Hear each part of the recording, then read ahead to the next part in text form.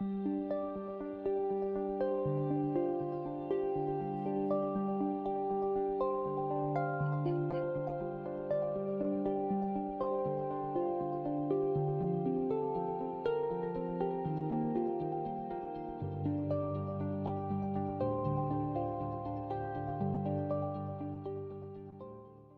good evening, everyone. Thank you so much for having me. I'm joining you here from the BBC's newsroom in Belfast, and I'm delighted to be part of this event, the Political Study Association's annual lecture from here in Northern Ireland. And because, of course, as you well know, my little patch here on this island is, of course, a place which knows all about divisive politics. And I spend a lot of my time reporting on things which separate people. But of course, what's different about today is that, much like the pandemic and the challenges we've all faced over the past year, climate change is one of those rare subjects which can unite people because, of course, it's bigger than tribal politics and it potentially affects us all. Right now, lots of my colleagues at the moment are being kept very busy at COP26. I've actually seen a lot of rather grumpy press queuing up for a long time, waiting hours to get into events and things like that. So I think I'm feeling a bit grateful right now that I'm here to join you all this evening instead. Now, all the events of the PSA that I've taken part in previously have always developed into really interesting discussions. I think the organisation does a great job of bringing expertise together, of making us all think, and I'm sure today is going to do just that. And we're looking forward to hearing some of your questions later on after the lecture. Now, I've been watching some of the coverage of COP26 over the past couple of days, and I guess it struck me it's rather like the climate change Olympics, isn't it? You've got thousands of people from all over the world descending on one place, this real melting pot of different countries, different cultures. And there's that rather special feeling, isn't there, when people come together in a really high profile event like this. It is the largest ever gathering of world leaders in the UK, and there does seem to be a real buzz about it. And of course, it's getting lots of media coverage, and I think it is capturing our audience's imagination. And we're hearing from voices that don't always have such a platform. And I saw last night at the top of this BBC 6 o'clock news, there were warnings from Mia Mottley, the Prime Minister of Barbados, about vulnerable nations that could really face annihilation if global temperature rise isn't kept under control. So there's really stark warnings at the moment about how some of those who are most vulnerable from the effects of climate change are some of those who've contributed at the least to causing it. So I think COP26 is certainly, the public certainly sense the urgency. I think people understand the exciting potential of the COP26, the potential it has to deliver change. But of course, the real challenge is always after all the hype from a conference, after all those headline grabbing pledges, to see if governments really have the credible plans in place to be able to deliver, to be able to back up their pledges. And we have this broad consensus, don't we, on the need to tackle climate change and broad agreement really on the science behind it. But at COP26, there's already been talk of problems of trust between developed and developing countries, of broken promises from richer nations. There are these conflicting goals, conflicting motivations and incentives for different countries, which means that some pledges inevitably will look likely to fail. Now, that is something that our speaker is going to be talking about today, about whether it's really the politics that stands in the way of countries making progress on climate change, rather than the will or the technologies that we have at our disposal. So giving the PSA's annual lecture today is Professor Robyn Eckersley from the University of Melbourne. She's a distinguished academic with a particular focus on the politics and governance of climate change. And she has a few questions for us all to ask ourselves about the implications for political science in the context of a climate crisis, and really what implications there are for the accepted political theories and norms when you consider that climate catastrophes in future could dramatically change the political landscape. So I know it's going to be a fascinating listen. Afterwards, Robyn's going to be joining us to answer a few questions and discuss some of the arguments that she's putting forward. So while we're listening to the lecture, I'd like you all to start thinking about some of the questions you'd like to put forward. You can start writing some of those up while we're listening. And I'm going to ask you to put them into the Q&A box that you can see on your screen. and then we'll try and get through as many of those afterwards and put them to Robyn. Avoid the chat box for questions. We might miss your questions if they go into there. Put them into the Q&A box instead. And if you want to tweet about tonight or write about it on Facebook, Instagram, wherever you like, there is a hashtag, which is hashtag PSA Lecture 21. So feel free to contribute to the debate on Twitter. But that's enough from me now. Let's have a listen to the lecture. It's titled Frozen Out: Political Science in a Heating World. Well, thank you to Professor Roger Awan-Scully and the Political Studies Association for the invitation to give this lecture. Now, these are the best and worst of times to be a political scientist, especially if climate change is your core business. They're the best of times because there's so many interesting developments happening, encouraging developments across all levels of governance and all levels of society. But they're also the worst of times because we're staring at a civilisational challenge. Despite 30 years of climate negotiations, global emissions are still going up. The stakes are extraordinarily high and the odds don't look good.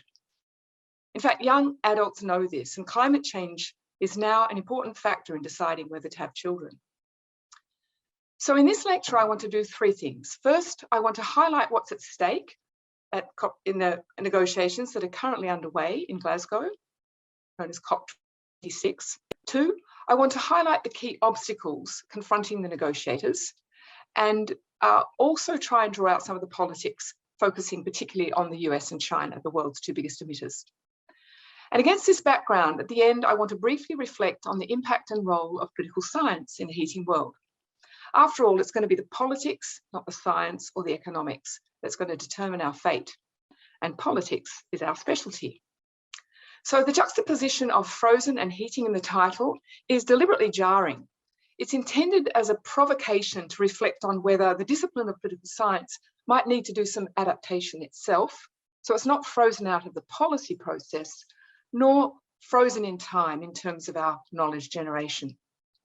So let's start with the problem. Why a civilisational challenge? Well, first, as I mentioned, the scale of this challenge can't be underestimated. Global CO2 concentrations in the atmosphere are higher now in what they are now than any other time. According to the World Meteorological Organization, atmospheric concentrations are probably 50% or around 50% of pre-industrial levels. Now, the last time the Earth was this hot or had concentrations in the atmosphere of this amount was about 3 to 5 million years ago, when temperatures were 2 to 3 degrees warmer and sea level was 10 to 20 meters higher than now. But there weren't 7.8 billion people on the planet. Indeed, Homo sapiens were yet to arrive on the scene. And these growing concentrations of CO2 and other greenhouse gases in the atmosphere explain why all of the last four decades were warmer than the previous one, and that the 10 warmest years on record have all occurred since 2005. 2019 was a particularly hot year, and it was also the year we broke through the 1 degree guardrail from pre-industrial times. And this is just the global average. Many regions experience temperatures of much more than this. So let me give one story. There are many, there are countless, but I'm going to tell one that's close to home. In 2019, here in Australia, we experienced the hottest and driest year ever since we've been keeping records. These conditions generated the catastrophic fires of 2019-2020, known as the Black Summer, although they actually started in winter in June 2019 and continued through to February 2020.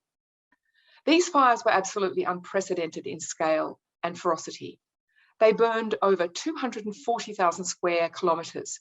That's just about the size of the UK at 242 square kilometres. So just picture that. At their peak, most of Eastern Australia, at the peak of the fires, most of Eastern Australia was blanketed in a dangerous smoke. It was too dangerous to go outside in Sydney, Melbourne, or even Parliament House in Canberra. These fires left a huge trail of devastation, including the loss of 33 lives, thousands of homes, major health impacts, and the death of an estimated 800 million animals. The amount of CO2 released was well above our annual emissions here in Australia, and they're pretty hefty. In fact, some estimates say closer to double our annual emissions. The temperatures reached in 2019 are expected to become the norm even in this decade. Yet our Liberal National Government responded to the devastation with what they called a gas-led recovery. So again, this is one story, that's all I can tell for now. But the worry is that we're moving closer and closer to tipping points in Earth systems, which are expected to be abrupt and irreversible. This includes the melting of the sheets in Greenland and Antarctica and the release of methane from the melting Siberian permafrost. Now, successive reports of the IPCC, that's the Intergovernmental Panel on Climate Change, are showing higher likelihoods of tipping points at lower temperatures. And if they all come together, then we're going to take the future pathway of climate change beyond human control. There'll be all sorts of cascading effects.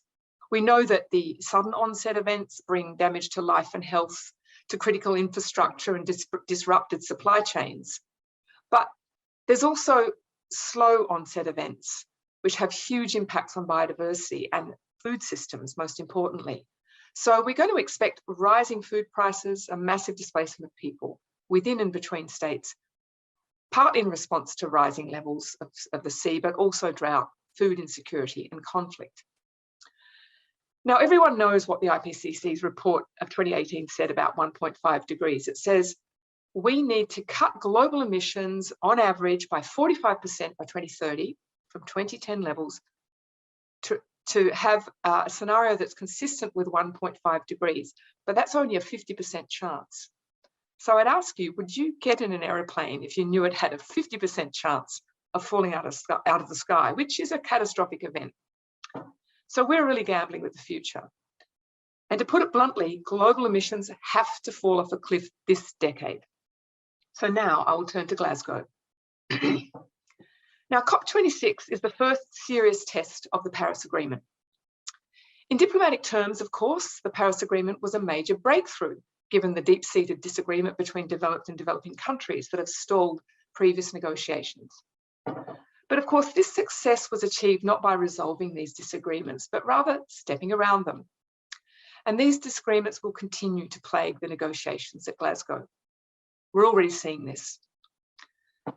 So it's not just about competing interests. This is about climate justice, about how to interpret and implement the core burden sharing principles of the whole climate regime, known as equity and common but differentiated responsibilities and respective capabilities. And I'll just refer to those as the equity principles.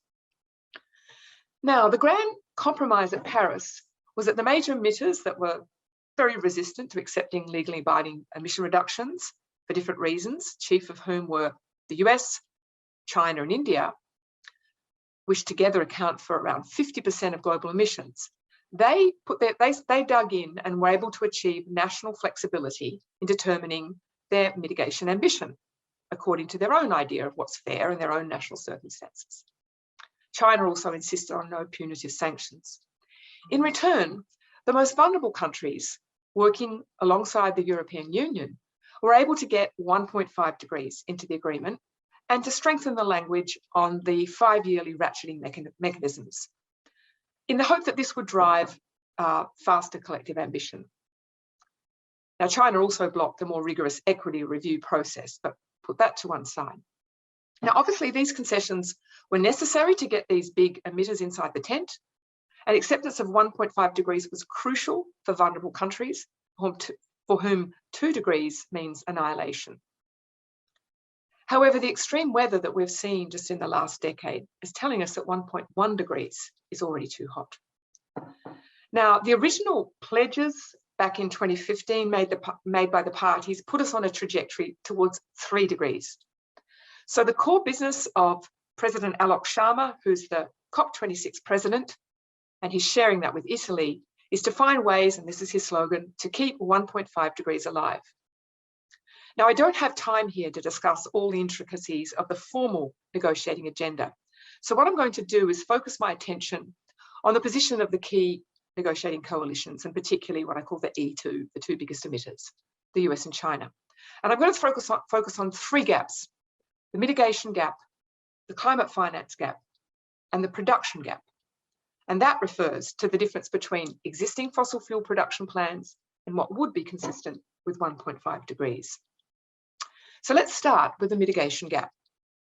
Now, it needs to be remembered when the parties stumped up their pledges in 2015, they did it before they met in Paris. So they didn't know what the legal form of the treaty would be.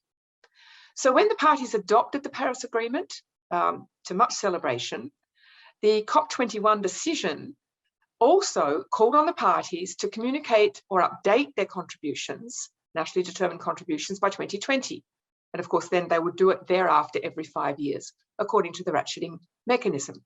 They hoped that by then the 1.5 degree report by the IPCC would be out, and this would have a sobering effect. Of course, we saw that the pandemic delayed this by a year, so we're now going to have a chance to take stock of what this collective ambition is up until 2030.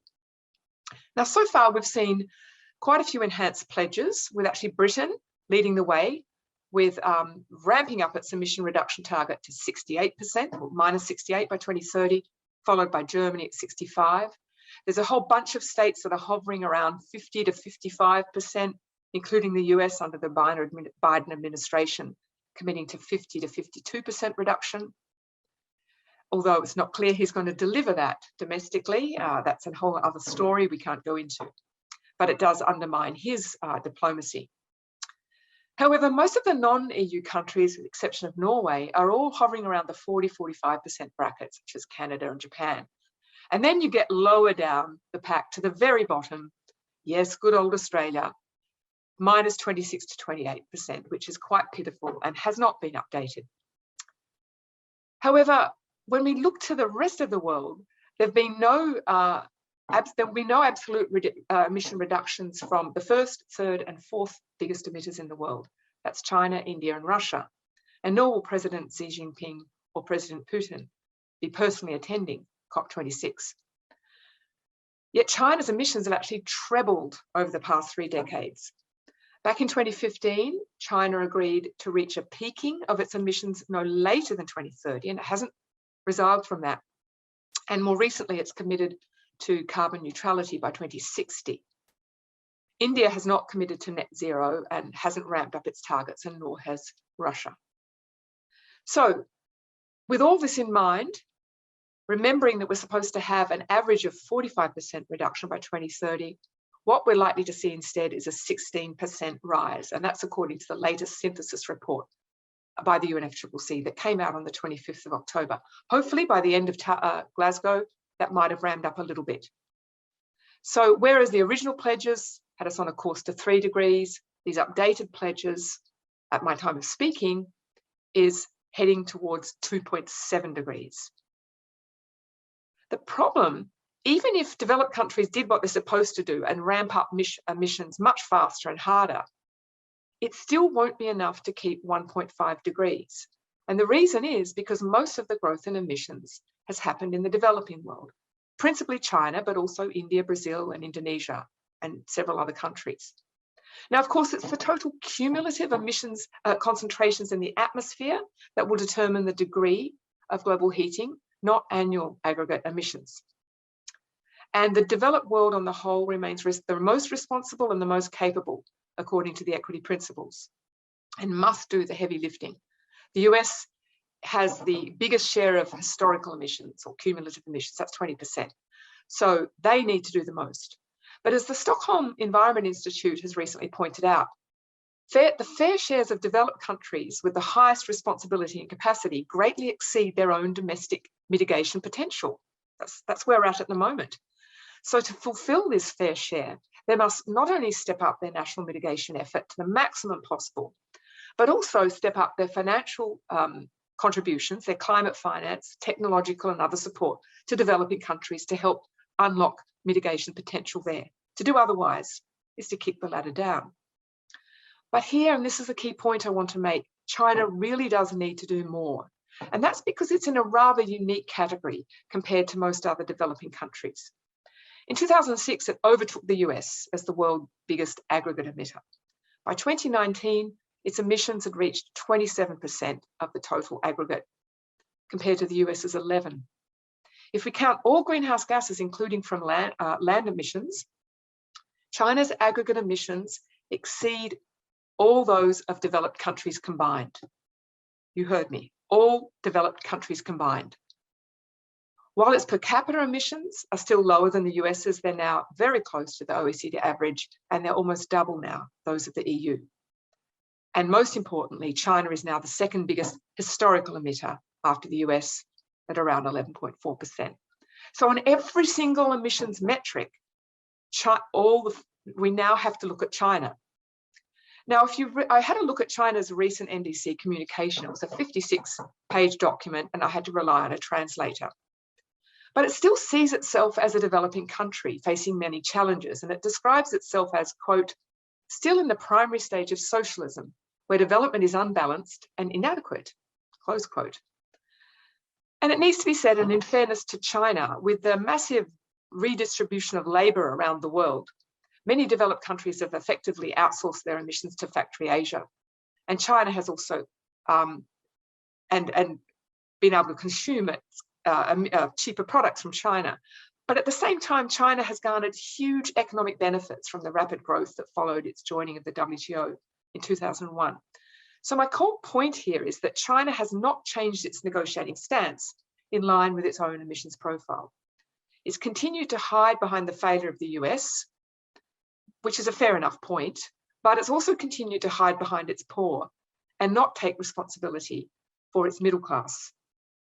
If we accept Henry Hsu's distinction between middle class or luxury and subsistence emissions, China is not acknowledging its growing luxury emissions, and the middle class that's engaging in those, producing those luxury emissions is producing more emissions per capita than the average EU citizen.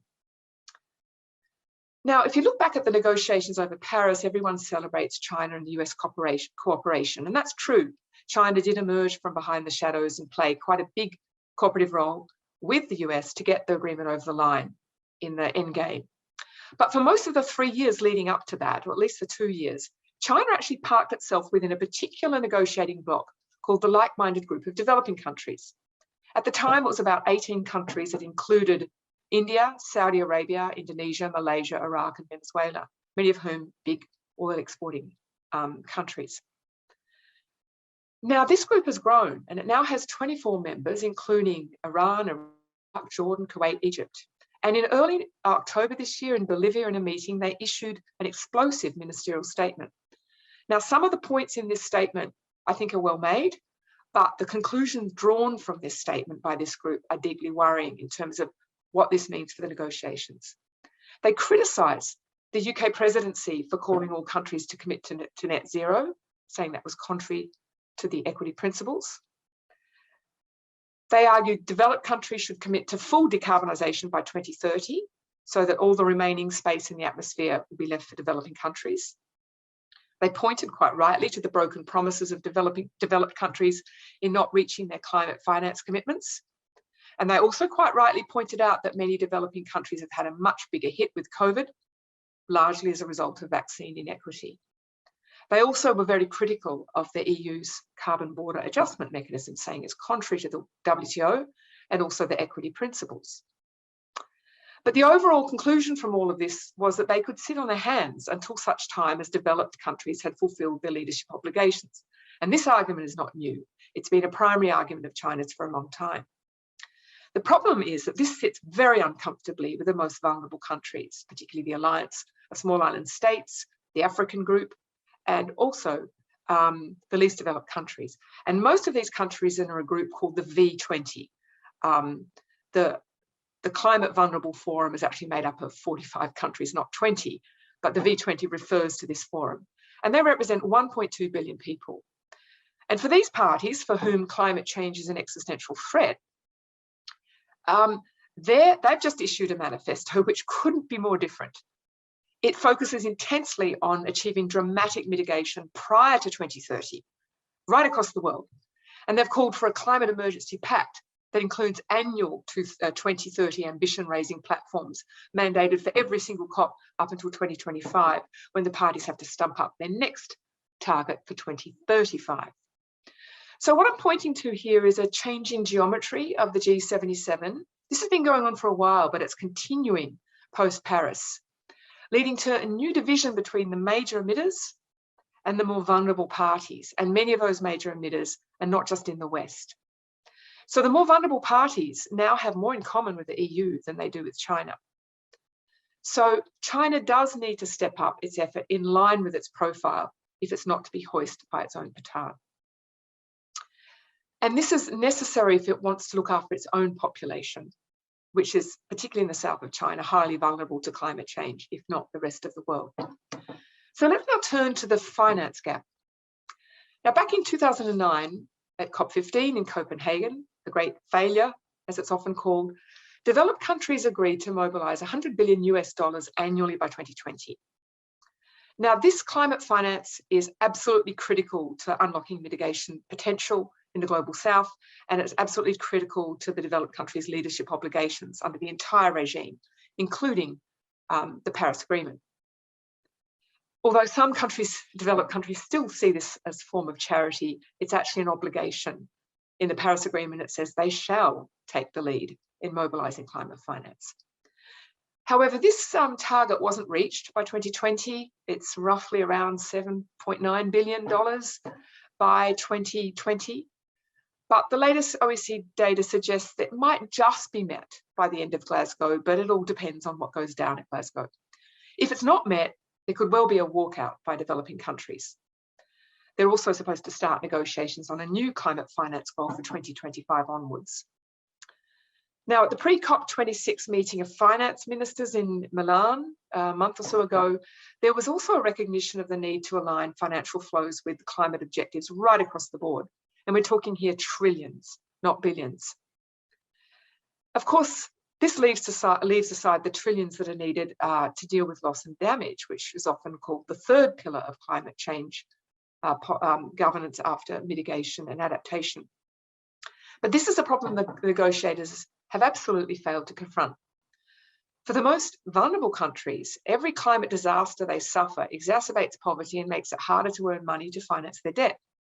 So one promising development, thanks to the V20's lobbying, and it's before the IMF, but not yet sealed, is a new resilience and sustainability trust of about 50 billion to redistribute cheap finance to the least developed countries to manage their debt, COVID, climate risks, and build their resilience. But this is still a drop in the ocean compared to what's needed. Finally, the production gap. This, of course, is the hardest nut to crack because phasing out fossil fuel production has never been part of the negotiating agenda, nor has it been part of any climate treaty or informal agreement reached, thanks to the strenuous lobbying efforts of the carboniferous economies. Fossil fuels were only mentioned twice in the UN Convention on Climate Change, and they're not mentioned at all in the Paris Agreement. They're mentioned twice in the Convention, thanks to Saudi Arabia's negotiations, and only to protect oil exporting countries from the adverse effect of other countries' climate policies. Now, the 2021 Production Gap Report has estimated that parties' fossil fuel plans and projections will produce 240% more coal, 57% more oil, and 71% more gas by 2030 than would be consistent with 1.5 degrees. Now, we know the G20 is roughly responsible, like 20 countries responsible for about 80% of global emissions. Well, just this weekend gone, the G20 met in Italy, which shares the presidency, as I mentioned, with the UK. And one of the core goals of the Italian president was to push for a commitment for a phase out of coal-fired power stations by 2030 for advanced economies and by 2040 for developing economies, along with a firm goal of net zero emissions by 2050. But you can guess how that went down. Now you've heard what the ministerial statement of the like-minded group of developing countries was. It didn't go down, it didn't happen. And the main objectives were China, India, Russia, Saudi Arabia, Turkey, and of course, Australia. Now, there was a separate push to cut methane emissions by 2030, and that was vigorously opposed by Scott Morrison. Yes, you guessed it, from Australia. The main crumb offered in the communique is a commitment to end overseas financing of coal. That's a good thing, although the US had already pretty much committed to that by 2016, and China had already made the move earlier this year. But that's an important move because for the last decade or so, China has been the biggest financier and builder of coal-fired stations all over the world. So this is something. It has committed to start phasing out its own coal from 2025 under its yet to happen 15th five-year plan. But in the meantime, it's continuing to build. So according to Carbon Brief, by the end of this year, the world would have consumed 86% of the carbon budget for a 50-50 probability of staying below 1.5 degrees. We all know that closing the production gap is a condition precedent to closing the emissions gap. But this is not part of the formal negotiating agenda, and the silence is deafening. So why? Why is all this so hard? How can we account for these three big yawning gaps? Well, it's time to look at the elephant in the room. The Paris Agreement, for all its promise, is suboptimal because it's predicated on an expanding capitalist economy. And this economy is characterised by combined but highly uneven development and growing inequality within and between states. The liberalisation of trade and investment, thanks to the Euroway round of trade negotiations, has left behind a trail of political discontent. This makes the global energy transition that much harder, and the development of robust whole-of-government climate policy at the national level much harder, which makes multilateral cooperation much harder. It's helped to generate the rise of nationalism and intense political polarisation in many countries at a time when we desperately need green, cosmopolitan states that are prepared to discipline markets to the full extent necessary to bring about those dramatic emission reductions this decade. So this is indeed a civilisational challenge, not for human civilisation in the abstract, but rather for global capitalist civilisation, where markets and states are inextricably interlinked in ways that have become systems of organised irresponsibility, to quote the late Ulrich Beck. Now, there's much more variety among states than there is varieties of capitalism. But this state variety has thrown up very few states with the capability and the political resolve to rise to this challenge. And one of the reasons is that climate change is a structural injustice. And behind this structure, the structures that I've just mentioned, the interlocking system of states and markets, sits certain social groups and classes who benefit disproportionately from their privileged social structural location, but in ways that don't involve taking full responsibility for the harmful impacts they generate through space and time. This time-space distantiation between cause and effect weakens lines of accountability between the most responsible and the most vulnerable. Those with the greatest capability to reduce emissions have the weakest motivation to do so because they're loath to relinquish their privilege. Perhaps it's no accident that presidents of the US and China appear recently to be acknowledging this problem of inequality. President Biden's massive spending plan in his Build Back Better bill is primarily aimed at two things: addressing climate change and reducing inequality in America.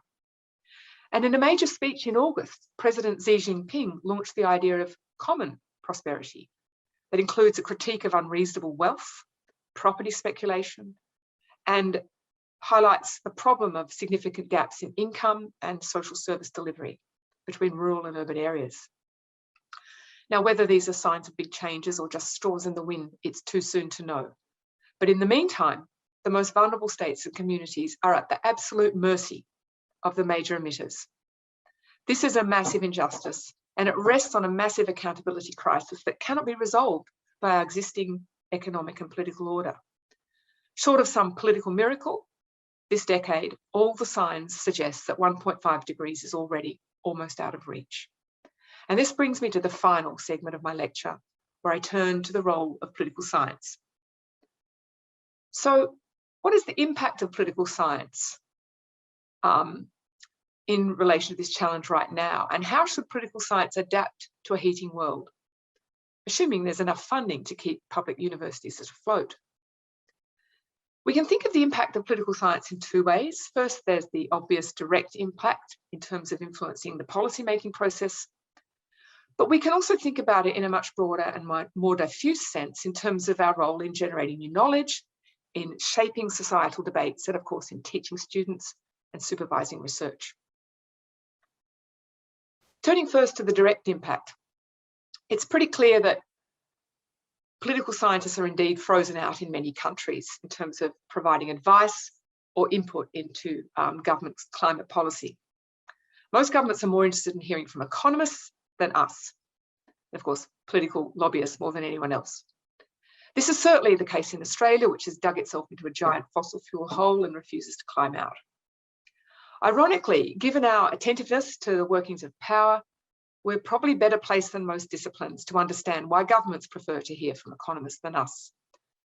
We're well placed to provide insights on why the international climate regime has underperformed, why so few governments give climate attention the attention it deserves, and where the forces of obstruction or change may lie. Of course, sooner or later, governments will be forced to give climate change more attention. We know that climate-related losses will become incalculable and uninsurable. Yet how many governments factor in the growing damage costs of climate change in their budget forecasts? What will all this damage mean for other government services when climate change damage is competing with that expenditure? What will it mean for the economy, for democracy, for security, for sovereignty, and the stability of the international order? And this, of course, is the right segue to get to that broader question of our role. To what extent should we all become more climate conscious researchers? Now, I hasten to accept that climate change is not the only problem in the world, and I'm not suggesting that all political scientists should make this their core business.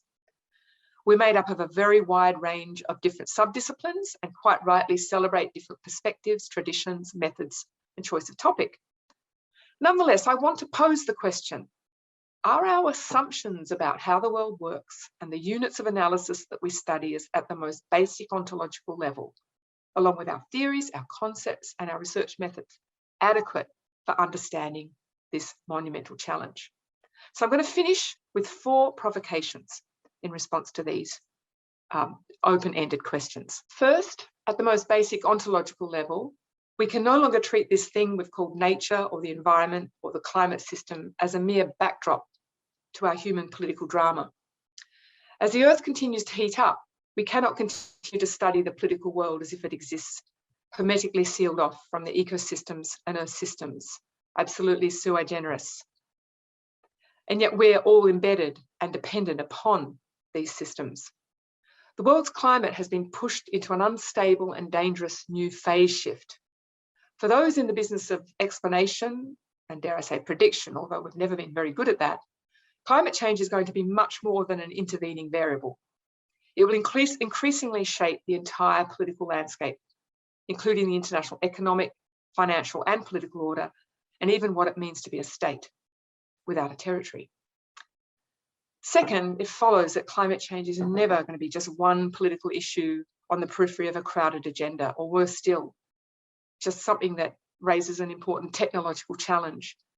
Indeed, we're already pointing towards a geoengineering response to the climate crisis as part of Plan A, not Plan B. And this is necessary to get to 1.5 degrees because the IPCC's modelling assumes that there will be massive carbon dioxide removal in the second half of this century to get to 1.5 by end of the century. Plan B is much scarier if it involves solar radiation management. So we need new technologies, but understanding the problem in this technological way misunderstands the multifaceted political nature of this challenge. It also clings to this narrative of progress, which no longer resonates with the experience of most vulnerable countries. And it certainly doesn't resonate with the trajectory in which we're headed. This is not progress. It's not even regress. It's potential annihilation for many communities.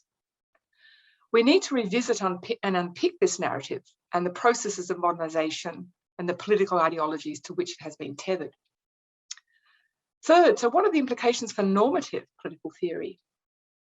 We political theorists worry about unchecked power because we want people to determine their own fate, because each and every person matters.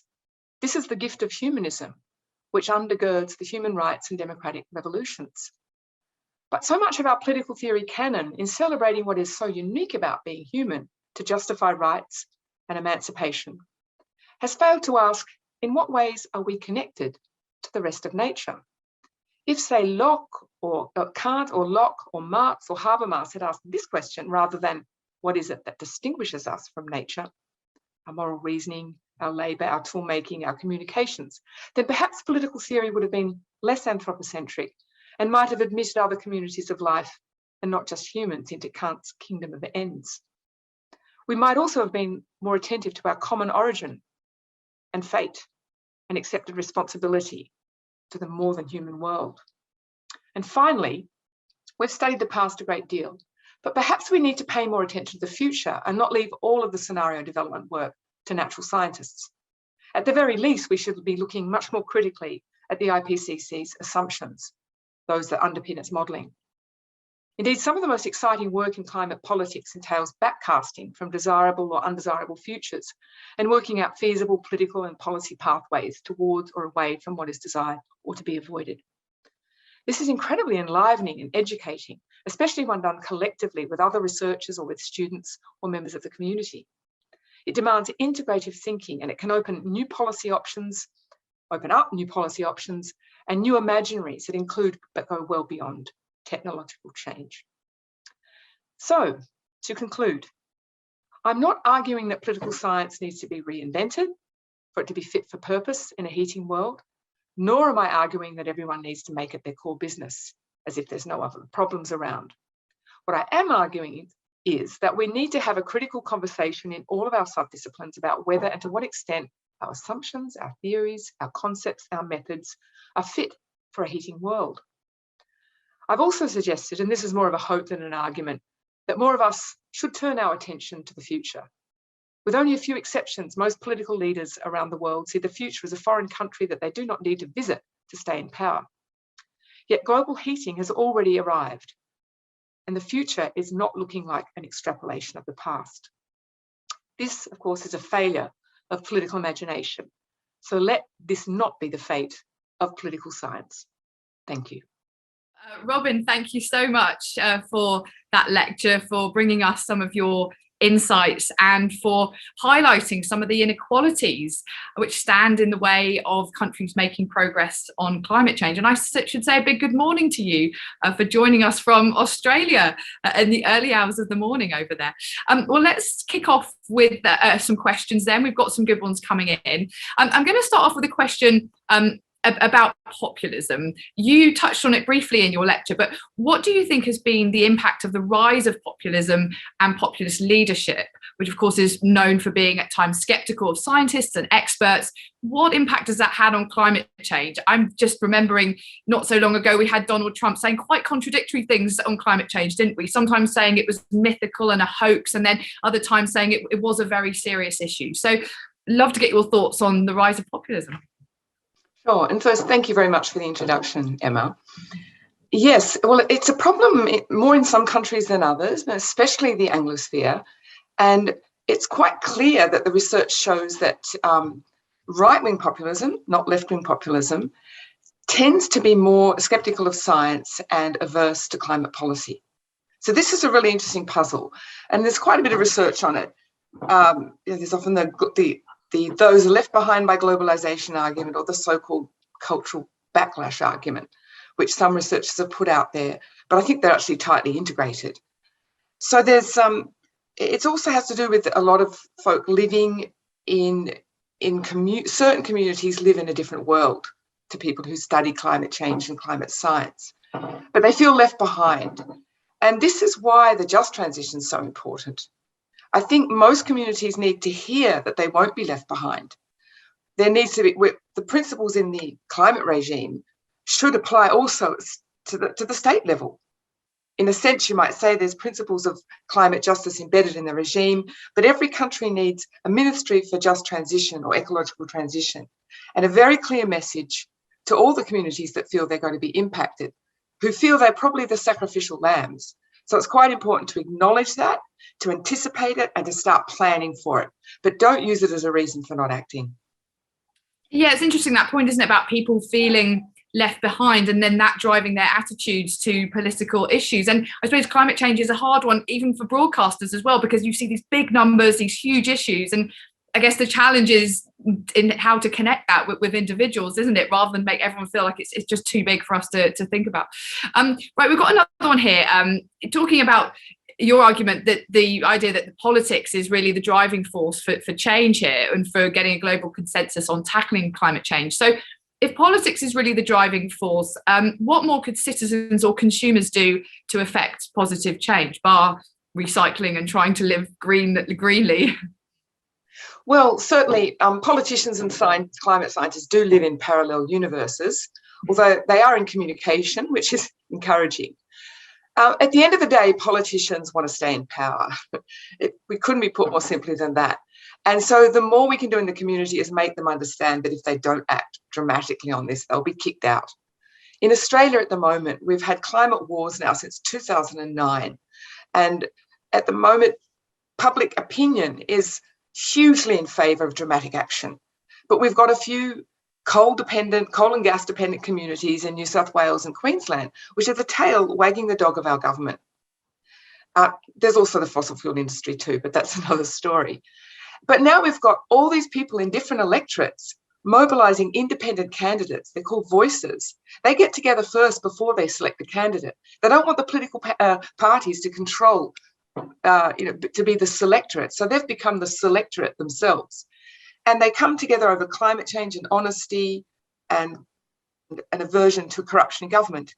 And they're sitting around kitchen tables, they're coming up with their programs, and then they hunt for what they think is their best candidate. And we're seeing them run in a lot of the critical electorates. And this could make some big difference to the election in Australia, which will be held probably by March next year. And that could be a big swing. And that's one obvious example of the sort of political action at the very local level that people can do. But in every other respect, every dollar you spend is a vote for or against the future you want to live in. So think of it that way too. Yeah, I think there's some similarities there with sort of Greta Thunberg's central argument all the time, which is that if you get enough people on board with a movement, it will lead to political change when that pressure is there. But as you say, governments can be very short-sighted, can't they? Because the next election cycle is only a few years away rather than decades. Right, let's move on to one about nuclear power. Do you think, this is from Adam, do you think nuclear power has a role to play in combating climate change? And if so, how does this square with the German decision to phase out nuclear power, given its obvious advantages and the contrast with France's low emissions? Well, I don't think any new nuclear power makes sense at all, just on pure economic grounds. It is so costly. And we have much safer alternatives. I mean, nuclear power produces waste that lasts for a very, very long time. So it's trying to solve one problem with another. If a country already has nuclear power, Germany's the exception in phasing it out. In Britain and France, it plays a big role. For the moment, you'd want to keep it.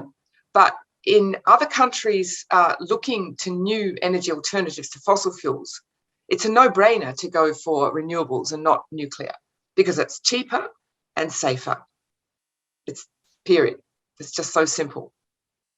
I mean, we have a huge amount of uranium in Australia, but we've got a lot of sun and a lot of wind and a lot of moving tides, and it makes far more sense to go in that direction.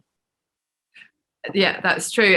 It was interesting, your examples about where Australia is falling behind on cutting emissions and just how stark some of those numbers are, if you like, in the sort of league table of countries. Okay, a question about political scientists then. So if politics is really the driving force, shouldn't political scientists advocate and point the finger towards the corporate protectionism against environmental policies, going against the direction of the corporate world and distracting the public by pointing at the consumer level rather than the much bigger corporate world? Absolutely, I couldn't agree more. And it makes me think about the actual structure of the corporation, how it's actually comprised. And of course, directors have a fiduciary duty to their shareholders, not to the future, not to vulnerable countries, not to the more than human world. So what we need to start thinking about creatively, and we need to do this on a global scale, is to change the structure of the corporation to build in an institutional responsibility that's broader than profit. If we don't do that, corporations will still behave as they are. Many people may have seen that film, The Corporation, that came out some time ago, more than 10 years ago, where if a human being had the characteristics of a corporation, they'd be a sociopath. So it's really important that we make corporations not act like sociopaths, because they're wired to do that because of the structure. And this is part of the problem. But we should be using our creativity to think of other ways. And there are structures where you can have not just responsibility to shareholders, but also to workers, the communities in which you operate. In fact, every community across all your global supply chains. Now, some enlightened corporations are starting to think that way, but we need to do this systematically. That's an interesting comparison. Yeah, I've met a few sociopaths and they can be incredibly efficient and very successful, but there's a price to pay. If you imagine that as a comparison with when you're talking about policy and how companies treat people and treat our world. Right, I'm going to ask another one here. Let me just scroll down. Capitalism. You referred to it when you talk about goals being tailored to where countries capitalism is a success, but there's actually so much inequality between the way different countries are developing that some approaches just don't work when you apply them between different nations. So a question here from Jay: can we solve climate change under capitalism? And if not, do we have time for a social/economic revolution, seeing as the threat of climate breakdown is imminently upon us? No, we have to rebuild the ship while still at sea. That's my metaphor. We can't wait for the revolution. And that's, everyone quotes Jameson, we're going to see the end of the world before we see the end of capitalism. But I think the more important thing is to transform it, to change it, and to discipline it, and create more of a social, ecological market rather than just an undisciplined market. I mean, markets should be the servant of society, of states. They should be disciplined by states to serve our collective ends. And so that's why I talk about the need to discipline capitalism. And that's done through, the only thing that can do that is state regulation. If they want to operate in a country, they need to follow the state's laws. So the more we discipline capitalism, ecologically discipline capitalism, the more we can get there. So, I would like to see a different system, but I think we need to, it's like the home builder. You've got to renovate with the materials at hand, like the bricoleur in France. And that's what we have to do, because we don't have time in our hands to be that grand architect and raise everything and build something new and shiny. Okay, we'll see if we can squeeze in one more before the goodbye. Question here from Michelle. If talks to your central title really for your arguments here, if political scientists are being frozen out by policymakers and politicians, how do we develop warmer relationships so they can benefit from what you guys political scientists offer? That's a great question. I mean, we're seeing the growth of think tanks, quite innovative think tanks, and their policy papers often get taken up. I think part of the problem is the brownie system, as it were, in political science, in universities, what academics have to do to get promoted, where they need to publish, and the pressures we're under. It doesn't give us a lot of time for research translation and engagement, and thinking, trying to address the question you put: how can we develop closer relationships with politicians and with policymaking communities? I think that's now getting a little bit more rewarded. On the other hand, I don't think we should just be focused purely on that. I think the groundwork knowledge is actually more important in the end, because that's where the new knowledge comes, that's where the serious research happens. On the other hand, that makes us so there's kind of a tension there. And maybe in some politics departments, you have some specialising more in others, in the sort of more basic research, and others with the translation, because it's very hard to do all things at once. But I think, as I said, we are uniquely situated to understand the obstacles to change. And that's what politicians need to know, yes. Yeah, and I think you made the point in your lecture that you're battling against the fact that governments would rather listen to economists than political scientists. Well, look, I've certainly been listening very keenly to you this evening. Thank you so much. I've been delighted to join everybody this evening. I hope I'll see you at other PSA events in future, but I'm going to hand over for the final word this evening to Professor Roger Awan-Scully, who is the chair of the Political Studies Association. So over to you, Roger, and it's a good night from me. Thanks very much, Emma. Thank you, Emma, and good evening, everyone.